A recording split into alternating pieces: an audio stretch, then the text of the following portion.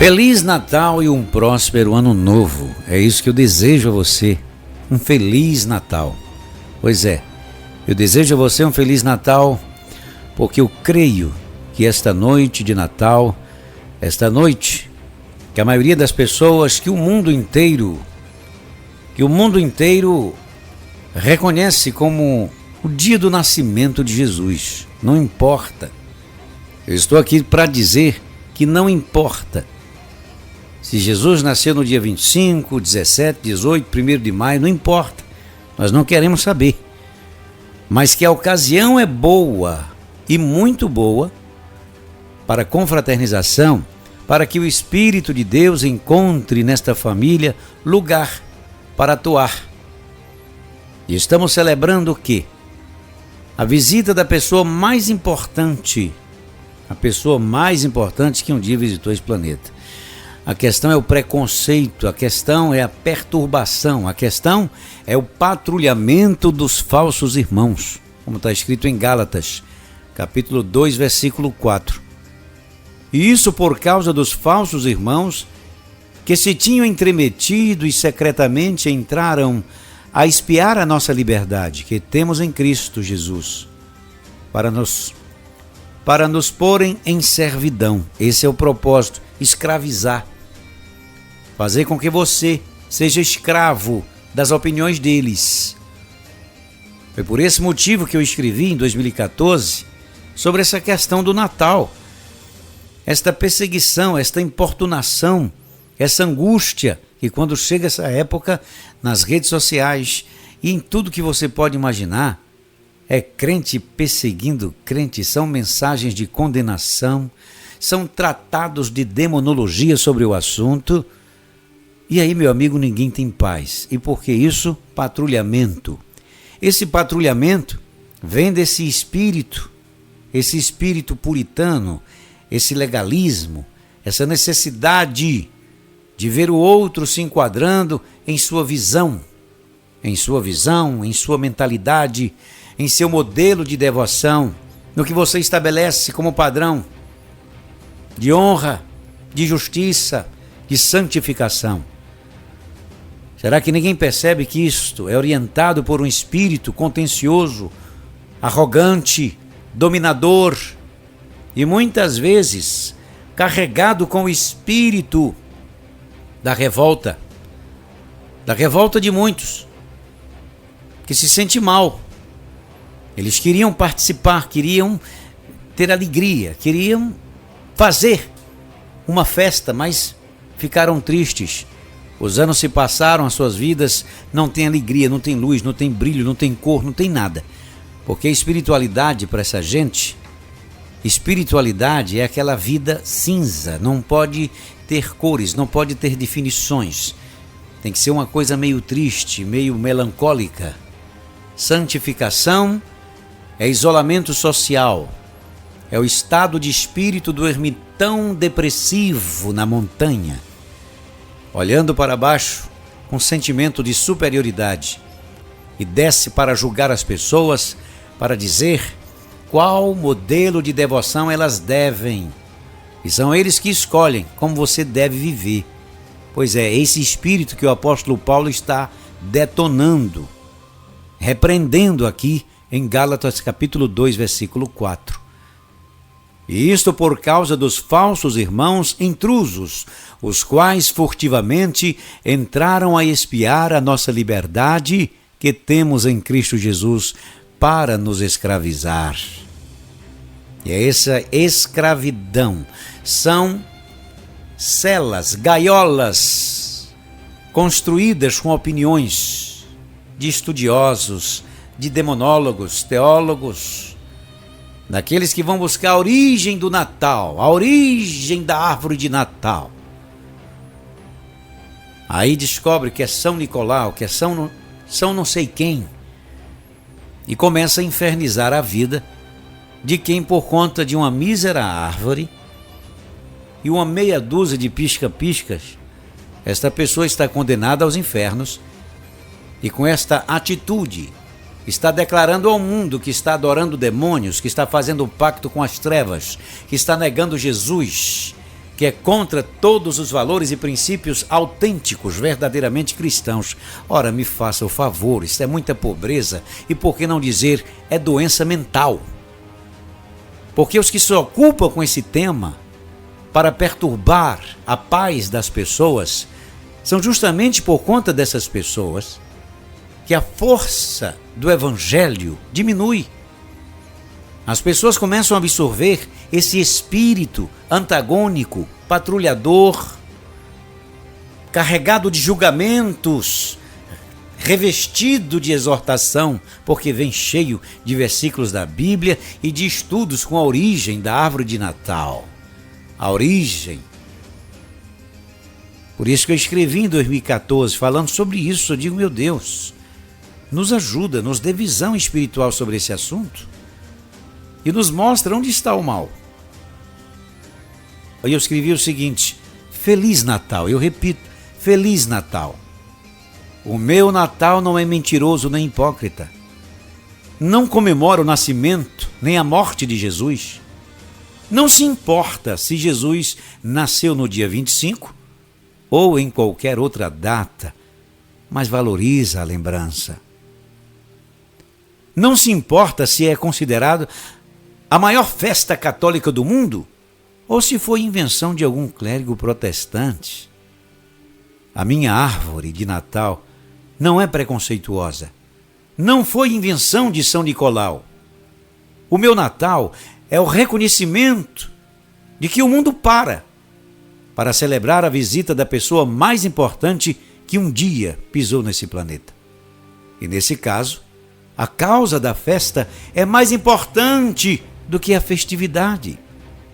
O meu Natal tem árvore, ceia e gente que amo de verdade. Qual o problema nisso? E é por essa razão que o meu Natal não é herege, é perfeito. Então um Feliz Natal cheio de luzes, árvores, presentes e gente que você ama de verdade em sua volta. Ou um Feliz Natal cinza, sem luz, sem árvores, nem ceia, nem presentes, na companhia de gente que critica a felicidade alheia. De qualquer forma, Feliz Natal. Eu, Epitácio, digo isto. E eu assino. Porque os que com isso se ocupam estão trabalhando no sentido contrário. Por quê? Que ocasião boa para reunir a família, para ministrar o coração das pessoas que comparecem, para dar oportunidade às pessoas que te conhecem de reconhecer a natureza de Cristo em você.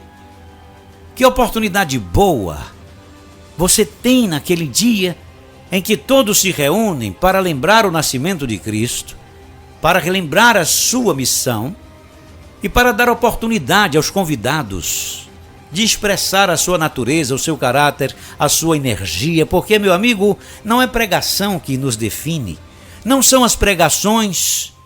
O que nos define são os efeitos que provocamos no ambiente que vivemos. Quantas famílias se reúnem para a confusão, para brigas, para a hipocrisia? Quantas pessoas na noite de Natal se reúnem somente para patrulhar um ao outro e para reclamar do presente?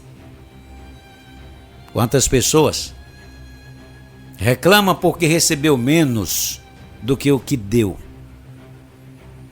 E esse espírito, meu amigo, está aí, muitas vezes escondido no coração daqueles que dizem que estão em defesa da sã doutrina.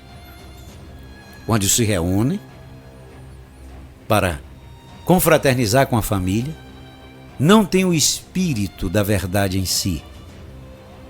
E sai por aí julgando quem escolheu essa noite para reunir os seus familiares e compartilhar desses momentos agradáveis, que não é nada mais do que um pretexto para que todos estejam juntos, para que esse espírito verdadeiro, autêntico de fraternidade, amor e justiça, sem hipocrisia, se manifeste.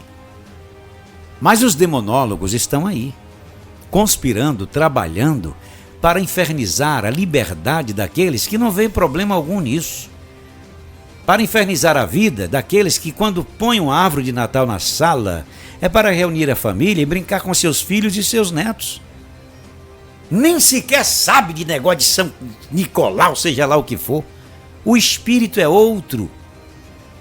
O espírito é a oportunidade de estar perto de gente que ama, dos seus.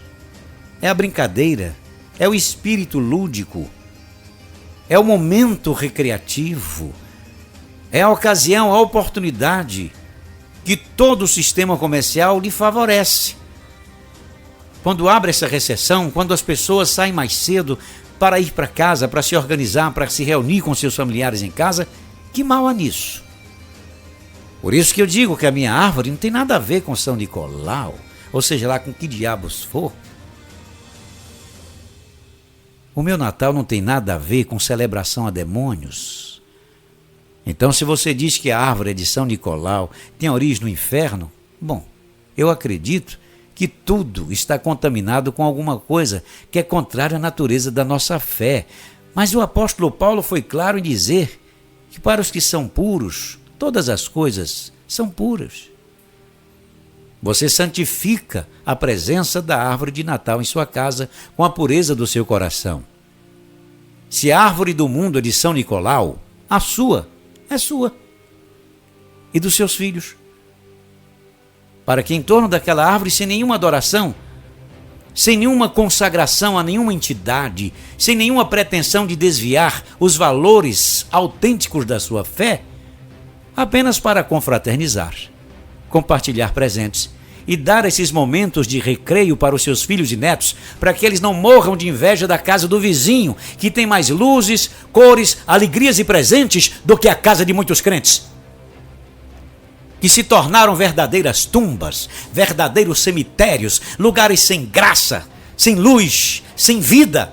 E ainda assim por cima são judiciosos, começa a criticar a felicidade alheia e começa a condenar aos infernos aqueles que se reúnem com este propósito, por pura inveja.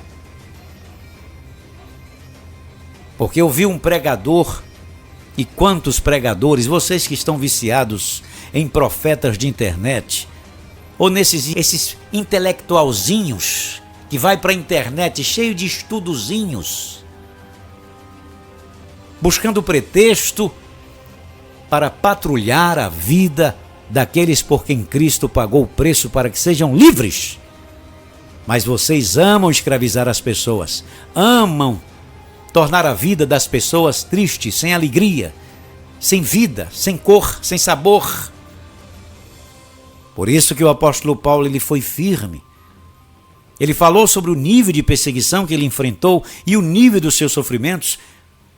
Na segunda carta aos Coríntios, capítulo 11, versículo 26, quando ele diz: quantos sofrimentos em viagens, muitas vezes, em perigos de rios, em perigos de salteadores, em perigos dos da minha nação.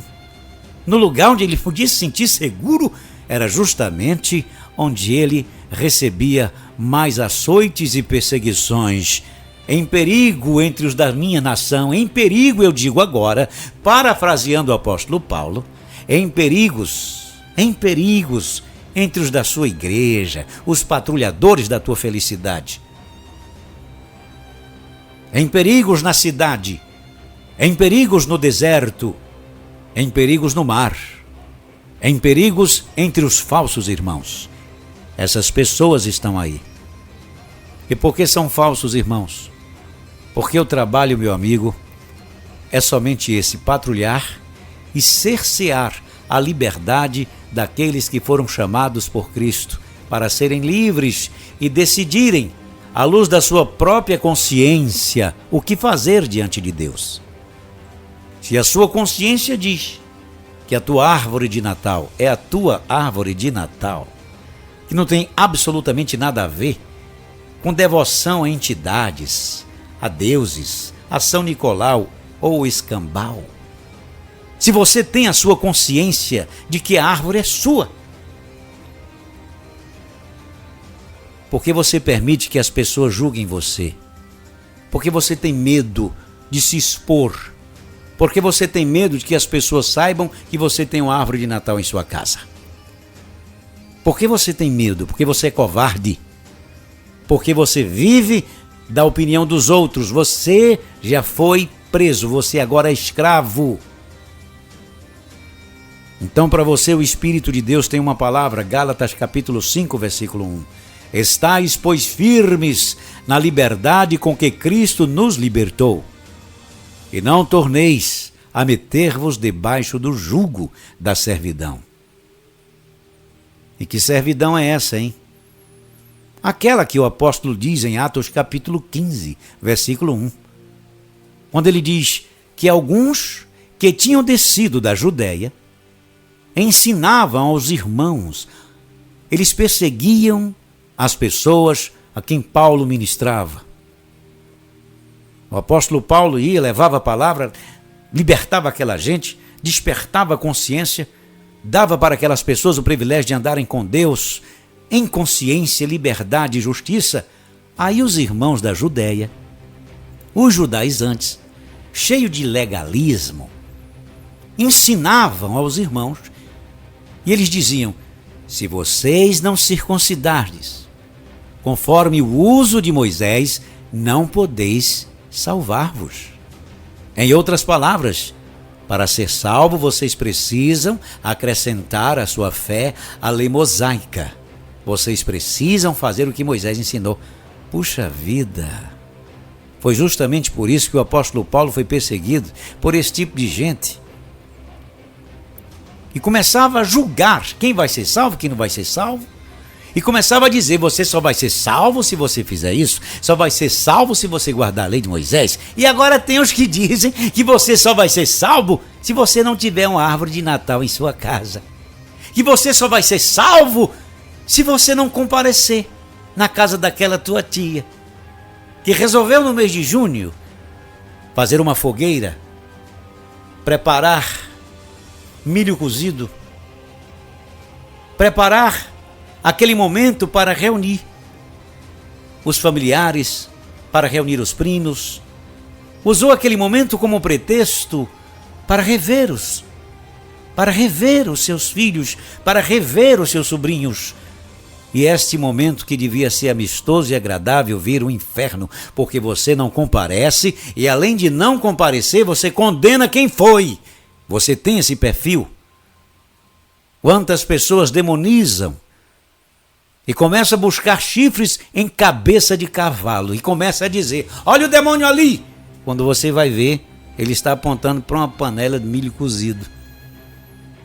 Gente que vê demônio em uma panela de milho cozido, gente que vê demônio numa fogueira, gente que vê demônio em amendoim, em meia dúzia de laranja descascada, porque é isso que se faz em época junina. Ai de você, se você for visto sentado à beira da fogueira, só pelo pretexto de estar ao lado dos seus, esquentando-se um pouco, porque geralmente é num período frio, e ali você sentou com seus familiares para se aquecer. Ai de você que comer daquele bolo de fubá que a tua tia fez. Vai ficar endemoniado, porque está comendo comida sacrificada aos demônios. Eu estou aqui para te dizer que sacrificado aos demônios está a tua cabeça doente, está a tua língua, está a tua mente e o teu coração, que fica procurando em lugares errados o demônio que atormenta os povos e não é capaz de enxergar o demônio que está atormentando o seu coração. Quantas pessoas me ouvem agora, quando chega a época junina, fazendo tratados de demonologia na internet. Olha aí você, cuidado que está adorando São João. Pois eu vou dizer para vocês, eu estou sonhando, vai chegar São João e eu vou fazer uma fogueira. E você sabe para quem eu vou fazer essa fogueira? Hã? Você sabe? Para mim.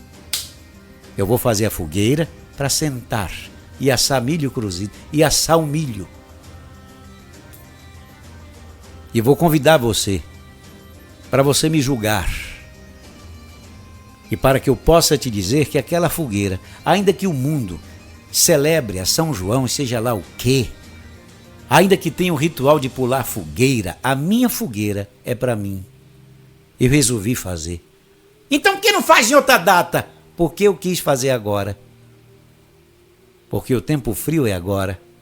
Porque agora que as pessoas que eu gosto, que eu amo e que eu posso reunir nesses dias, comparecem, receberam folga do trabalho, não há problema algum se aquentar numa fogueira gostosa enquanto toma um refrigerante. Ai de você, se aquele primo teu sentar perto de você e deixar aquele copo de licor perto do teu refrigerante. Ai de você se algum crente passar.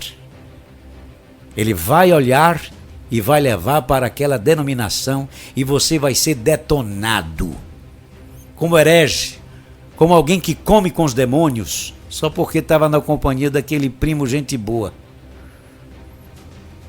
Aí você vai me dizer, mas fugir da aparência do mal. Do mal aonde? Em tua mente, em teu coração e em teu olho? Pelo contrário, eu estou fazendo isso para esfregar sal na tua ferida e para mostrar a você que o problema não está na fogueira de São João nem na árvore de Noé. O problema está no seu coração, que desenvolveu esse mau hábito de julgar a liberdade dos outros, que desenvolveu esse mau hábito de ficar julgando as pessoas por suas escolhas que fazem pela sua consciência, quando elas escolhem estar perto de pessoas que elas amam e se aproveitam de momentos como estes, dessas festividades mundanas, como pretexto. Pois bem, eu estou aqui para dizer para você que este é um bom pretexto para que você reúna os seus familiares em sua casa, não em reuniões fingidas e hipócritas, mas para que eles tenham a oportunidade de conhecer a sua verdadeira natureza, mas para que eles tenham a oportunidade de compartilhar da natureza de Cristo em você, porque não adianta o discurso, é pelo fruto que se conhece a árvore, são pelos efeitos que você provoca no ambiente que vive. Quando eles estão perto de você, eles se sentem como? Aí você me diz que eles se sentem incomodados. E cheio de arrogância religiosa, você diz que eles se sentem incomodados porque você está na luz do Senhor. E não sabe que as pessoas estão incomodadas porque você se tornou antipático, se tornou uma pessoa judiciosa, se tornou uma pessoa que busca textos na Bíblia para expressar a sua insatisfação crônica, para lançar sobre os outros as suas frustrações, para exigir do mundo a tristeza que você insiste em carregar, para exigir do mundo que o mundo receba o espírito da melancolia e da depressão que você insiste carregar. Eu estou aqui para te dizer que vocês estão procurando o demônio no lugar errado. E quem está falando isso aqui para você não é nenhum aventureiro. Eu tenho experiência. Eu tenho muita experiência e sei o que eu estou falando. Há aproximadamente uns 30 anos, vendo gente quebrada, arruinada, justamente por conta desse desvio de foco, desse desvio de observação, justamente por conta desse espírito contencioso, desse espírito judicioso. Já vi muita gente arrebentada.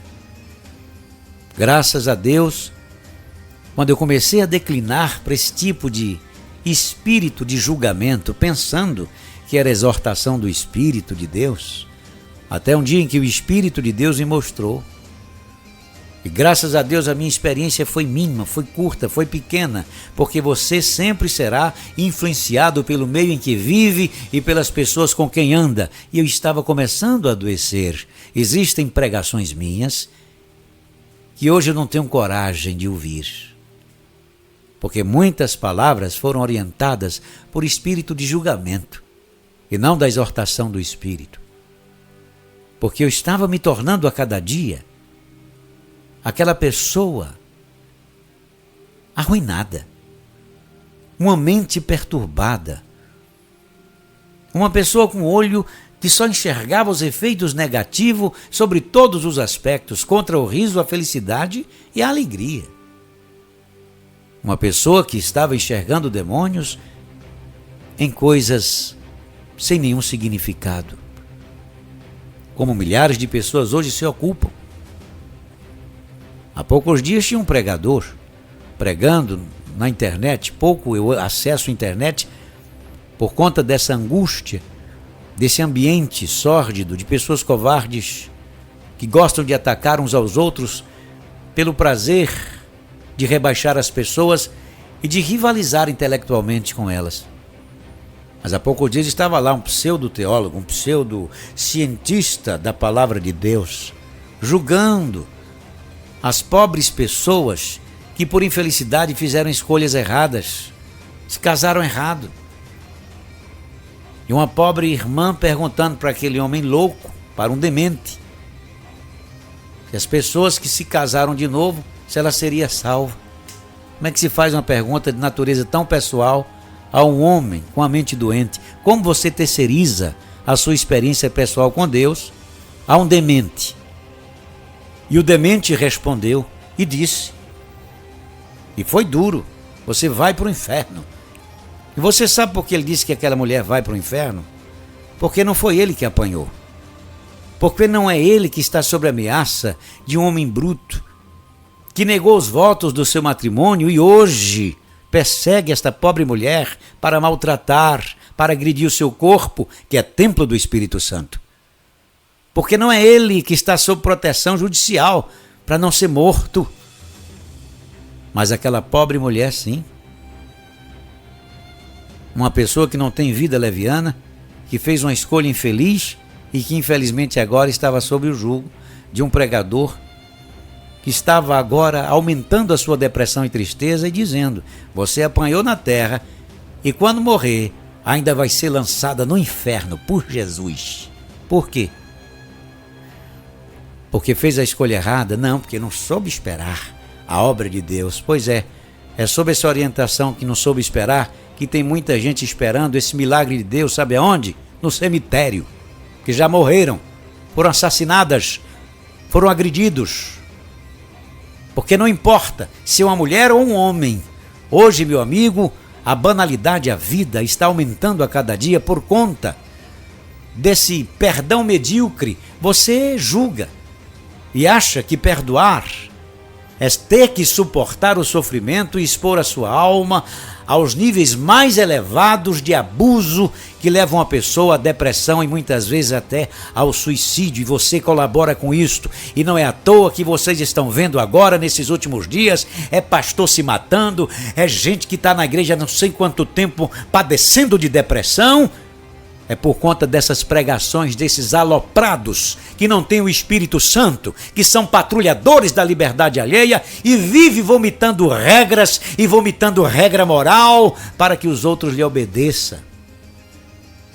É esse tipo de gente que está presidindo nas igrejas, que está dando aula na internet. E por conta da tua fragilidade, por conta da tua fraqueza, você deixa o evangelho ser interpretado por esse tipo de gente. Ora, é óbvio que a graça de Deus, você não vai comparar. Tem muita gente que vai usar a graça de Deus para a desgraça, para a libertinagem e muitas coisas que você sabe. Mas isso não importa, isso é problema deles.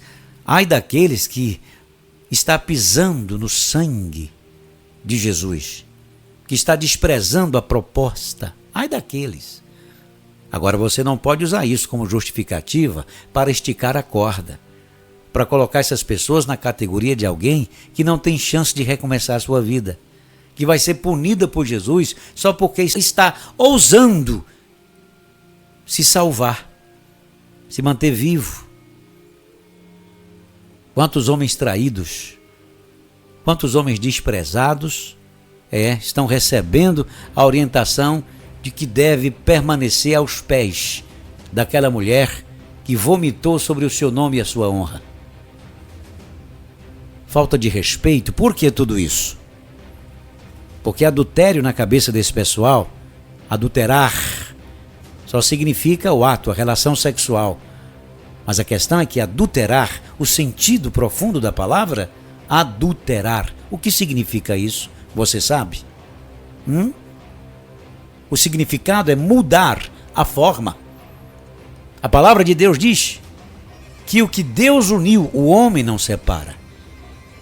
A pergunta que eu te faço é o seguinte: a definição de Deus na Bíblia. A palavra de Deus diz o quê? Que Deus é amor. Ora, logo você entende que qualquer aliança feita, se não repousa sobre o alicerce do amor, se não repousa sobre o alicerce do amor, já mudou a forma.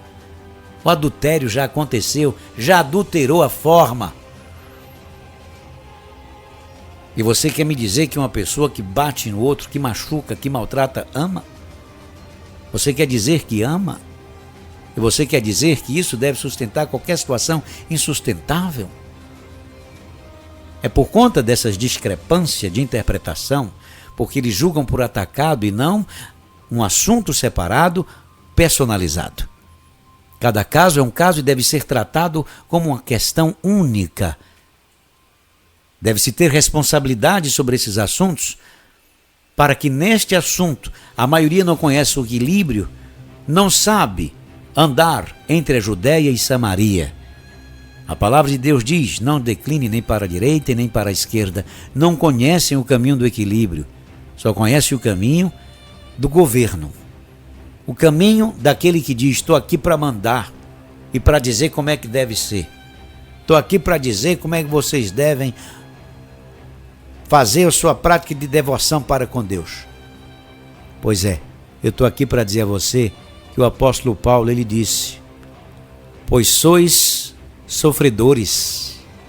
Se alguém vos põe em servidão, se alguém vos devora, se alguém vos apanha, se alguém se exalta, se alguém vos fere no rosto. E quantas pessoas estão nesta condição agora, sendo fustigada com a vara do julgamento por conta de uma árvore de Natal? Quantas pessoas agora são julgadas porque resolveu reunir a família na noite do dia 25 de dezembro?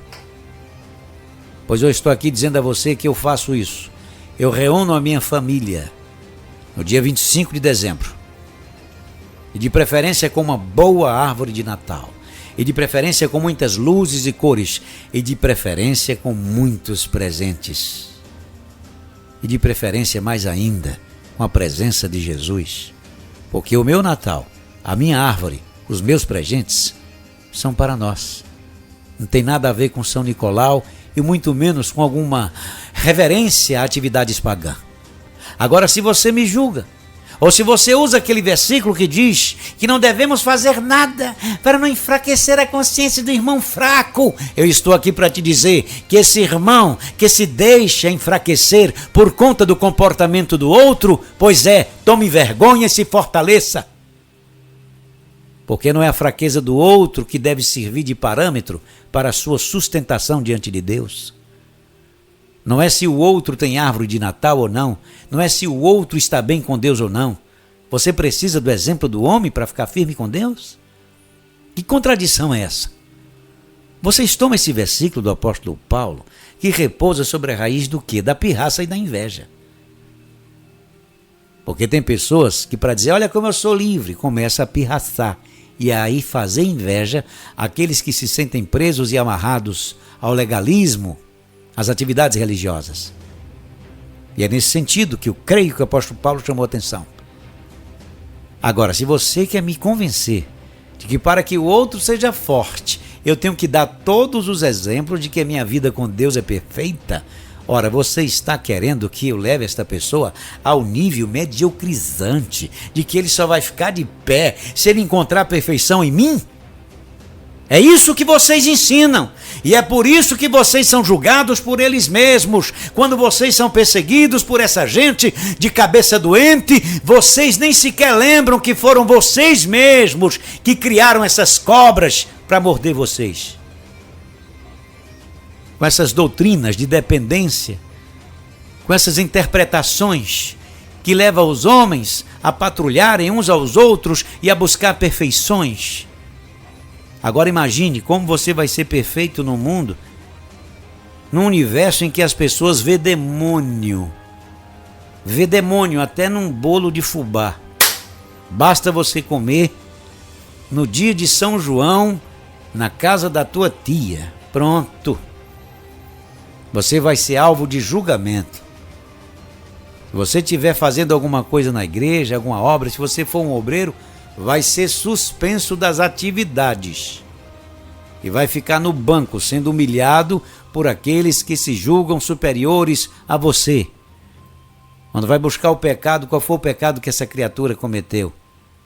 Esse camarada estava na festa, estava celebrando São João, estava tomando cerveja, estava não sei o quê. Quando vai ver, puro julgamento, pura perseguição, pura religiosidade perversa. Está na hora de vocês amadurecerem, está na hora de vocês crescerem, está na hora de vocês colocarem a mão na consciência e perguntar a Deus: meu Deus, me mostra a morada de Satanás. Você vai tomar um susto, porque até hoje você pensa que o diabo está na árvore de Natal, até hoje você pensa que o diabo, o Satanás, está nesse ponto de contato, que é a fogueira de São João. Até hoje você pensa que o demônio está lá, no inferno. Vai tomar um susto quando Deus mostrar que a morada de Satanás é o teu coração, é esta mente judiciosa, é esse espírito patrulhador, é essa ânsia de procurar defeito na vida dos outros, essa necessidade de se apresentar como doutor da lei, como alguém que sabe o que está falando e começa a estudar as genealogias das festas pagãs para oprimir as pessoas, sendo que elas não estão nem aí, apenas estão usando como pretexto para reunir gente que ama. Então, meu amigo, amadureça. Uns crê que pode comer de tudo, outros creem que só pode comer legume. Aquele que diz, só posso comer legume, porque senão eu vou entristecer o Senhor. Então coma seu legume em paz. Faça a sua ceia com chuchu, sozinho em casa, sem árvore de Natal, sem presente, sem parentes, sem alegria. Faça uma reza, uma oração, coloque uma música evangélica bem melancólica e fique ali sozinho. Ninguém vai lhe criticar e eu estou aqui e saio em sua defesa. Você tem todo o direito de não querer, você tem todo o direito de dizer: eu não quero árvore de Natal em minha casa, eu não sento perto de uma fogueira de São João, nem que me pague. Mesmo na casa da minha tia, que fez um bolo e convidou os primos, não para celebrar João, mas para confraternizar. Você tem todo o direito de não ir, você tem todo o direito, ninguém tem o direito de lhe julgar. E do mesmo modo você também não tem o dever e nem o direito de julgar quem põe a árvore de Natal, quem enfeita a sua casa com luzes, quem compartilha presentes, quem está com seus filhos em sua casa, honrando a Deus em seu espírito, quem comprou uma árvore para si, e não para nenhuma entidade. Você não tem o direito de julgar quem se dá o direito de, com o seu dinheiro, com o fruto dos seus esforços, bancar esta festa. Aprenda isso, tenha sabedoria e pare de arrumar inimigos gratuitos sem necessidade e antipatias desnecessárias por conta desse espírito legalista e doente. E isto por causa dos falsos irmãos, que se tinham entremetido e secretamente entraram a espiar a nossa liberdade que temos em Cristo Jesus para nos pôr em servidão. Pois é, nessa servidão você não me põe. E se vocês se escandalizam porque eu tenho árvore de Natal, então eu vos asseguro, eu não tenho árvore de Natal porque eu não sou evangélico. Eu tenho árvore de Natal porque eu quero e porque eu resolvi pertencer somente a Deus. E ponto final. No mais, a sua opinião, os seus estudos, a sua metafísica demonológica sobre esses assuntos, guarde para você ou ensine para quem se impressiona com as suas bobagens, com as suas cismas, com as suas angústias, com seu patrulhamento gratuito. Medita em cada palavra que você ouviu para o teu próprio bem. Quem tem ouvidos, ouça o que o Espírito diz à igreja.